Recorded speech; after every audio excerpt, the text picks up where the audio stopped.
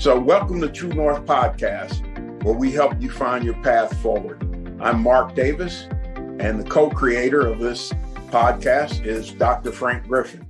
We're coming to you virtually for the first time. This is the unfortunate impacts of the days we're living in right now. But we have content we wanted to share with you, so we're giving this a shot. So we hope you enjoy what we have to offer and continue to watch us.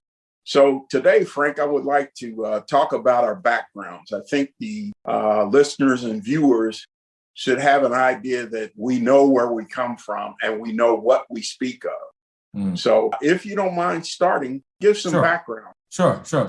No problem, Mark. I appreciate that. Absolutely. To really appreciate where you are, you need to understand where you came from. No doubt about it. The life lessons. It also allows us to be able to look back and give back, right? So some of the directions and paths and mistakes we've made, others don't have to make them. Some of the successes we've had, people can leverage and kind of build on top of those successes. So a lot of our background is very similar. Mark and I, we spent first half of our lives, a third of our lives together, right? Quite a bit. But I was born in Indianapolis, grew up on the west side of Indy, went to a school called 41 and also Crispus Attucks High School. My childhood was pretty active. I did baseball, basketball, football. I took bowling up later on in my early teenage years. My parents were pretty conservative and pretty strict. Up to about 16 years old. They really dictated what we could and could not do for the first 15 years or so. But once we got our driver's license, they allowed us to start making our own decisions. And I appreciate that. I try to parent that way, even with my kids. And although my parents are pretty strict, I really appreciate what they did for my brother and I. Most of my success, I would have to attribute to them.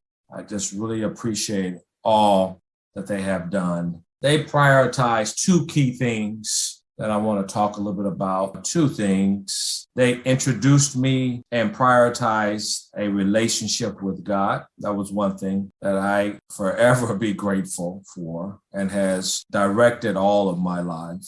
And they value the necessity of an education. So those two things really dictated kind of where I've directed my life over the last 50 plus years. Right? My parents didn't even have a high school education, but they understood the value of education. Right? They made sure that my brother and I got our education because they realized the importance of education. So I greatly appreciate that. Talk a little bit about that education path, which is so important in my life as I think about it.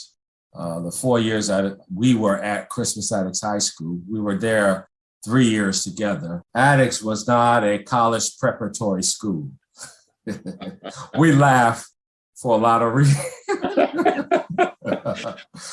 we laugh for a lot of reasons. Nothing against Attucks. I was just walking the halls of Attucks a couple weeks ago, Mark. I didn't think I told you. I should have went to go see some of those old pictures, but it looks great. They're doing a great job, but it was not a college preparatory school. I'll let Mark talk about some of the classes that we had to take. But what Attucks did for me was it built character and confidence in me, right? Both of us were kind of big men on campus in high school for a lot of different reasons.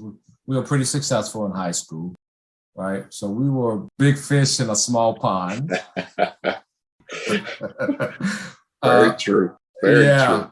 But when we went to the big pond or the ocean, right, it was a little different. But what I learned though from that experience at Attucks is if you work hard, then good results will come out. Right. And the problem was I didn't realize how hard I needed to work. I knew I had to work hard and I thought I was working hard, but I had no idea. Also, something else about my high school career real quick. I want to turn it over to Mark in just a few minutes, but we both played high school basketball for 4 years. And I learned a couple things from that experience. For me, I learned the importance of teamwork, which is critical, right? You got to work with other people. I had someone who worked for me once that was the most talented person on the team, but couldn't work with people.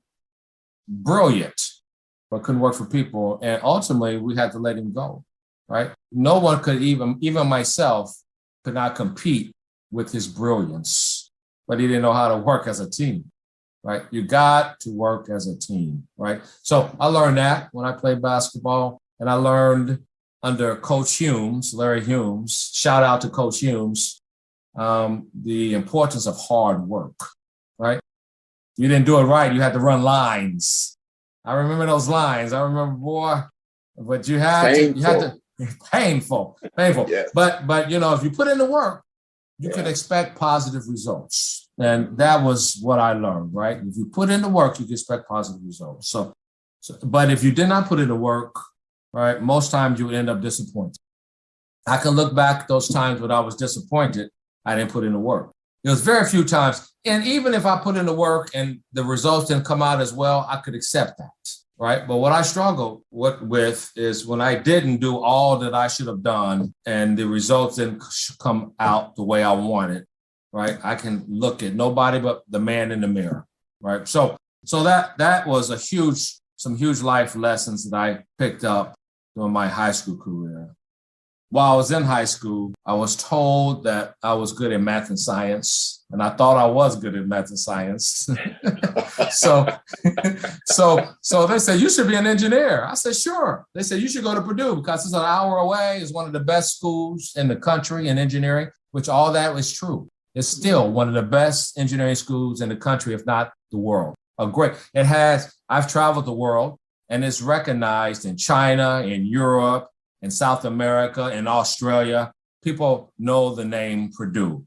So that name itself carries a lot of weight, opens a lot of doors, right? Opens a lot of doors. So that Purdue experience was good, really good for me. I remember my first math test. I think it might have been calculus.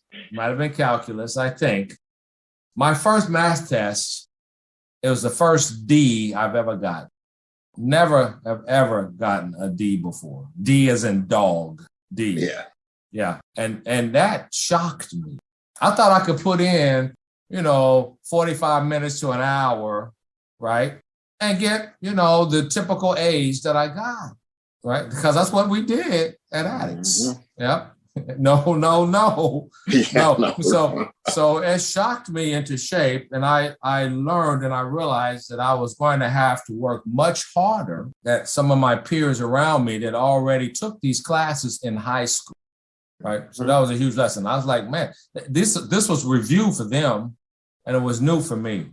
So I realized that I was going to have to put in the effort. And even years later, as I went back to school to get other degrees, and I'll talk about those in a second, I realized that school wasn't particularly hard. I thought it was hard at the time, but it was more about time management. Years later, I realized that, it's nothing that I could not absorb or learn. It's just, I might just have to put a little more extra time in, right? So that was a great life lesson, right? In many cases, for many of you, you might feel that you can't compete. Yes, you can.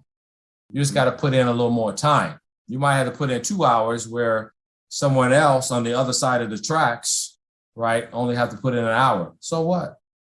Put in your 2 hours and get the same piece of paper that everyone else has, right, and open up those same doors. Nothing I could not do if I applied myself, right? So I kind of figured that out as I go. I just had to put in the time and work to match the requirements assigned to me, right? No matter if it was computer science, math, physics. In my physics class, I never got this, but they were giving out negative scores. Negative. My physics class, there was an average of 17. An average, and people were getting like negative 12 on the class. How do you get, because if you guessed wrong, he took points off. It was just another level. I was a small fish in a big pond. So, but I realized I just had to put forth more effort, right? So I put forth that effort. I got out of school, finally got out of Purdue. And after I graduated, I worked for a few different companies. I bopped around quite a bit. My path was a little different there from Mark's. I bopped around. I worked actually I counted them about an hour ago. I worked for about 6 Fortune 500 companies. I was blessed enough to get experience to work for 6, some very short, some much longer, but 6 Fortune 500 companies. The company I'm working for now is by far the best company I ever worked for and the best culture. But I worked for a lot of companies, learned from a lot of great leaders. I learned what not to do from a lot of poor leadership, right? And you learn from both. You learn from both. But I worked in about 10 years into my professional career, I decided I wanted to go back to school. I just had this desire. It was just a part of me to learn more. I just learned. I never enjoyed reading until I was in my 30s. And even in my 30s, when I started enjoying to read, my wife would always read, and she would blow by books, and then she would give me a book, and I would be still on the first book, and she would be through the 4th book. She just read. I read like an engineer. I read very slow and methodical. And I just never, but I love to learn. I just read and I learned, I read and I learned. So I decided to go back to school, and I was going to get my MBA. This is in the 90s, in the mid to late 90s. And I wanted to get but then God got involved, and he just redirected me a totally different way. I was planning to go and, take whatever tests I need to take and work on getting my MBA somewhere, but I ended up going down this theology path and instead of getting an MBA, I got a couple of theology degrees, ultimately getting my doctorate in theology in 2010. It took a while. It took about 10 to 12 years. I got my bachelor's and my master's, but a couple of degrees in theology, finally getting my doctorate degree in theology in 2010. I was thinking, man, I'm done. I'm just going to work. And we start pastoring a church in 2010, my wife and I, in Greenwood, Indiana. No more education. I'm through with that. And then about 3 years later, some good friends of mine and some very important mentors of mine, they're talking to me about getting my MBA. And I'm like, at this stage of my life, it's the last thing I want to do is go back to school. But they kept pushing me, so I prayed about it, and I think God's hand was involved. And I talked to my wife about it, and surprisingly, she thought I should do it too, right? So when the wife agreed, I was like, man, that's something I need to consider, right? Because I was busy. I was working full time. I was pastoring. I had a young family, right? I was, well, not too young, but a family, but I was busy, right? But my wife said, no, you should go ahead and do it. So we went forward, and I got my MBA from Purdue. I went back to Purdue, Cranard School of Business, international program. I ended up with 2 MBAs. I have an MBA from Purdue and an MBA from another school in Europe. So 2 MBAs. It took a little time. But what I learned from that is, many times the reason why we don't go after certain things is we think we don't have enough time. We have plenty time. It's if you budget your time, right? So I budgeted my time. I cut out some of the TV. I cut out some of the golf. I cut out some of the non-essential time-wasting things that I was doing. And there was a lot of them. A lot of them were entertaining myself, right? Right. So I cut out of that. I didn't watch any Pacer games for about 18 months, right? No football games. I cut all that out, and I went back and I went to school, put up extra 20 hours. I had to find 20 hours a week to do that for about 18 months, and we got it done, and I got my MBA, a couple of degrees, right? So my path has been more on that way, getting degrees, and more on the theology side, but also have my MBA. So that's been very interesting, a lot of life lessons as it relates to, working hard, managing your time, making sure that you focus on the right things. Right, it's kind of allowed me to kind of be where I am today, right? So I thank God for the path. It's been very interesting, right? But if you put forth the effort, you put forth the time, you can get the appropriate results. So I'll stop there. I could talk about myself forever, Mark, but why don't you kind of talk? Your path was a little different. Again, we spent about, 10, 12 years together. Lockstep, but talk about your path a little bit, Sure. Kind of, yeah. The only time I think we spent apart was both of our child rearing years. Yeah. And we were both raising our kids. That's the times that we weren't talking as much. That's true. Because we were busy. Yeah, because we had plenty to do. But here we are with two visions colliding and True North is created. So a little bit of background, and I'll try not to repeat things that Frank's already said. I have little twists on some things that he mentioned. So I was raised primarily by my mother. She had my brother and I, and also had a cousin, another male. My mom was built to raise boys, turn them into men. And 4'11", but carried a big stick. And you learn real quickly. And the funny thing is, she wasn't a disciplinarian, but one of the first things I learned in my life was responsibility. Mm-hmm. And I'll tell you this for folks that may be a little younger. My mom worked, she had a modest job, modest income, owned our home, would buy cars as we needed them, et cetera, et cetera. But there wasn't a whole lot of money left. And we grew up in I call it upper, lower income neighborhood. I've been using that for years, Frank. And today it would be called the hood.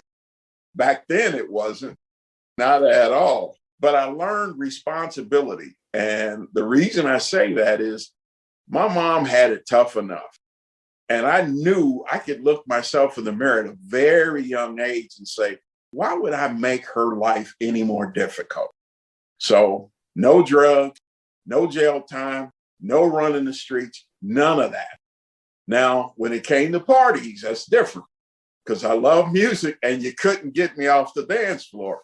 But that hasn't changed, by the way, 40 some years later. But I think that's important to know. At a young age, I did learn what responsibility was about.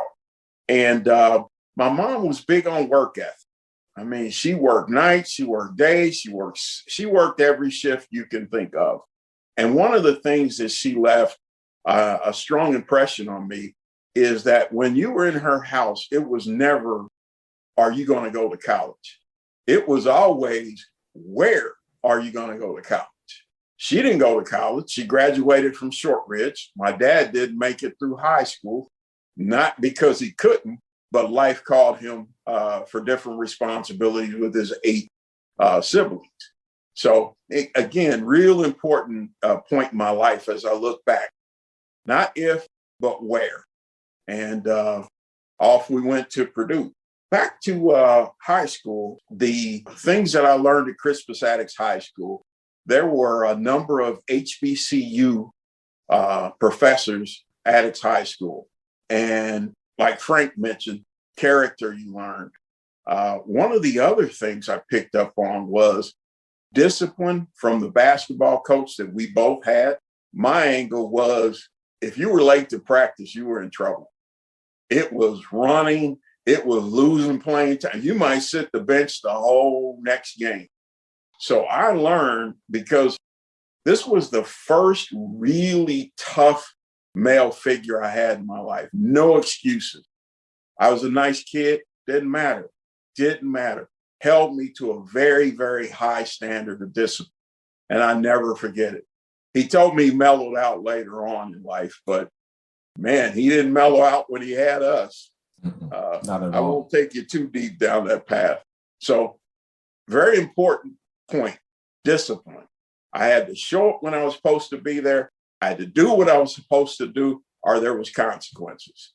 So if you don't have discipline in your life, you better go get some, because it lasts forever. Frank couldn't have finished all of his degrees if he had no discipline. He has to get up. He has to use his time wisely. He has to cut out those things that might have been fun and let all those go to accomplish his goal. So big one, responsibility and discipline are two things I want to point out first. Another one, and this was huge in my life. By the time I was a sophomore or so in high school, like Frank said, we were big fish in a small pond. I had a chemistry teacher, HBCU graduate, I think Tuskegee or Fisk, one of the two. Yeah. I think it was Tuskegee. One of the things he did that I'll never forget, he said, Mr. Davis, you have the talent and skill to get into college. I think you do well at some place like Purdue. And he said, you have an obligation to do well for your community. And think of that. Think of what kind of pressure that puts on you to say, you need to deliver. You need to bring it. You can't go there and waste time and screw up. So I had a lot of pressure going into Purdue. So I never forgot that. And just a side note, the same month I was promoted to chief operating officer is the month he passed. I was looking for him to thank him. And you know how it is, you Google search, and oftentimes the obituary is the first thing that comes up. So I was really sorry to hear that I didn't get a chance to tell Mr. Johnson how much I appreciate what he did. And that's carried me to this very day. And so anyway, responsibility, discipline, and accountability. I now owe. I go to Purdue, just like Frank. Now, he was one step ahead in math than I was. So he started in calculus. I started in trig. It doesn't matter. It's Purdue. I tell you what, my first test, I got a D as well. I got a 27. I never got a score like that because just like Frank, I put 45 minutes and probably had half my eye on the TV watching the Pacer game. And thought, oh, this will work. This is what I've done before. I already know all this stuff. Well, you go to Purdue's class and you're now a minnow in an ocean. And it's these kids come in there, they're bringing the heat. And for a lot of them, it's very easy. This stuff is easy for them. So I learned just like Frank did, I had to roll up my sleeves and get in there and swing. And later on in my career, later in my education with Purdue, I learned to take school just like a job. So I'd get up in the morning, head to my first class, 7:38 in the morning. I'd take all my books. There was no more go to the first two classes, go back to the dorm and sleep. Then get up and go back to campus, take your next class and come back. It was, you get there, you take your class, in between classes, you're studying, you're doing homework, you're reading, all of those things that I found that as I applied myself really made a difference. I'll tell you one key, and my kids hear this a lot or have heard it a lot, is read before you go to the class. I was used to, you show up and whatever the teacher brought, you work with it. No. I would read ahead. I would actually take a stab at what I thought would be the problems we would do. And I got to the point I was doing them, well in advance. And I started getting the best grade in class. I had made Dean's List twice. And I owe it to its time budget, as Frank describes it. I didn't know it was that when I was in school, but I know I needed to apply myself. And the best way I was going to compete was to try harder than the next person. It might have got me to the same level, but I had to put in more effort to get the results. And back into my college career, I ended up with multiple offers. I think I had 5 or 6 offers. So even though they started ahead of me, they didn't necessarily end ahead of me. So the little kid from the west side of Indianapolis applied all that discipline, work ethic, responsibility, put it in kind of focused it, applied it, and off I went. So I come out of school. I picked the company I co-opted with, which was a local power company. I was an electrical engineer, so I went to the power company, enjoyed it. For most people on the outside in, it wasn't the most exciting industry to go into, but it did all right for me. So I was the first African-American engineer at the company. And remember what my chemistry professor said, you have an obligation to do well for your community. So I'm going in with that as well. So, I'm grinding out, doing my thing at work, and did fine. And all of a sudden, later in my career at the power company, the company got bought. And the new owners came in and said, we don't know you. We don't care about you. We're in it for us.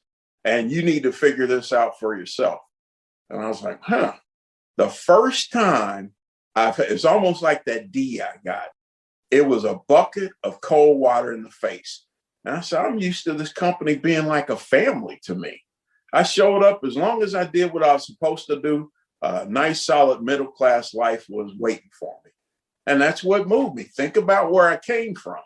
That was way better than other folks in my family were doing at the time. Now, I had 3 kids. So the bucket of cold water hits me in the face. I walk into my office and I have 1 picture of my 3 babies. And I sat there and said, for the first time, you got to take care of them no matter what. And it was an epiphany. And I had a breakthrough and I said, you know what? I got to start looking out for me, because it's not my ego, it's my responsibilities. So that's a lot of what kicked in my career. And I don't want to forget this point either. I was in my mid to late 20s when the Lord found me. And that built a foundation for me that is beyond compare. I mean, there is no word. I can't give you the words to say what that did for me. And that's a big part of what we're about with True North. So with that foundation under me, my fear level for providing for my kids went down a lot. I thought, I'm going to be able to figure this thing out. All of a sudden, I get a call from a recruiter to head to Milwaukee, a new utility company. Rare that you hear new ones. So I was very excited to get in on the ground floor of a startup. I show up there. They really wanted me. And I appreciated that. So I put the effort. I joked that I put my 1 business suit with my 1 red power tie, and I went in there. And just a quick aside, I was competing for this director of construction job. Well, the guy I was competing with, I did not know, but he had rebuilt downtown Chicago when they had the blackout in the late 90s. My biggest project was an $11 million project out by the airport. He's doing billions if you add up over the years. That's who I'm competing with. But here's where the foundation of knowing who you are and whose you are. So I go in there and I compete, and I did the best that I could. As we say in sports, I left it on the court. So I didn't feel any kind of way whether I got it or not. I had no idea who I was competing with. And ultimately, the other gentleman got the job. But the recruiter said, I don't know what you did, but they said, Mark Davis is going to join our company. So they carved out a new spot for me where I had a ton of responsibility. And we loaded up the truck and we moved to Milwaukee. So again, walking into a situation where left all my family here, but it was my destiny. And when I was talking to people at the company I left, I talked about it was my destiny. So a lot of what I was sharing with you all in the career side, the work career, was the application of all those things I had learned before. Undergirded, supported, wrapped around my spiritual beliefs and my God. That's what put that's what wrapped around me. So the courage to move out of Indianapolis, which was no walk in the park, I did that. And off I went to Milwaukee, and I won't keep going too much farther. The same skills I talked to you about before are what I applied through this next phase of my career. I had one window in there where I had a COO at the time who didn't think I could walk and chew gum. Well, what Frank talked about on the teamwork sports, the sports side, he didn't tell you somebody had to get him the ball. Guess who that was? So I learned as a point guard and what have you, I learned what it took to win. So that's what I was applying at this company. Well, this lady expected something totally different than what I was. And I said, she can lean on me all she wants. I'm not going anyplace. I know I can win. And all of a sudden, it started coming together. The company was performing better and the costs were down. It's like, well, there you go. So one other nugget I would leave for those on the career side, whenever you're in a business environment, new, old, doesn't matter, determine what the key performance indicators are. How does the company make money? How is the company successful? Somewhere in there, you will find yourself. You might be 8 layers below. I don't know. In my case, I'm right there. Today, as Chief Operating Officer, I'm the one accountable. But you got to find what measures you use. And what you'll find is good career advice. I know it is because it was good for me. My opinion, if I told Frank, I'm good at X, Y, Z, he may or may not believe me. But if I walk in and say, well, here's the facts, here's the data, here's the spreadsheet, like math is an exact science. Look at the numbers, Frank. You don't need my opinion. You argue with the facts, not me. You may not like me. It's the same thing. The lady who didn't think I could walk and chew gum, here you go. I'll be over here when you need me. And what she found out later is that I had vision. That's something the Lord blessed me with. I could see down the road and build my plan to get there. So I'll stop there. Maybe in the future, we'll talk about marriage and kids and all the whole responsibilities that come with that. It's a beautiful thing. No walk in the park, but it is a beautiful thing. It is. So it is. So I think that's a fairly good background on both of us, Frank. I agree, Mark. Thank you for that. Yeah. You bet. Thank you. Yeah. No, I thought that your key points were outstanding. I could relate to them.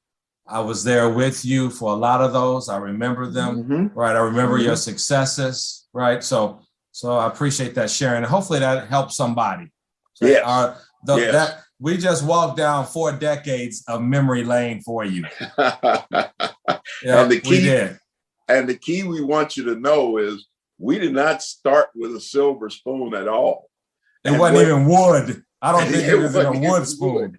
And what I think you heard is we had an obligation and responsibility to use the gifts we've been given. And I'll tell you this, and Frank, you probably remember this. I know my graduating class was under 200.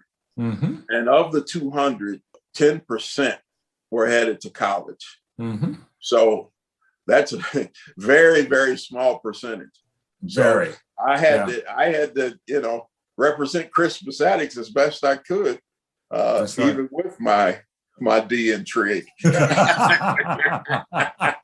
You and me both. Yeah. Well, we learned you just have to learn from those situations and reapply yourself. That's it. Yeah.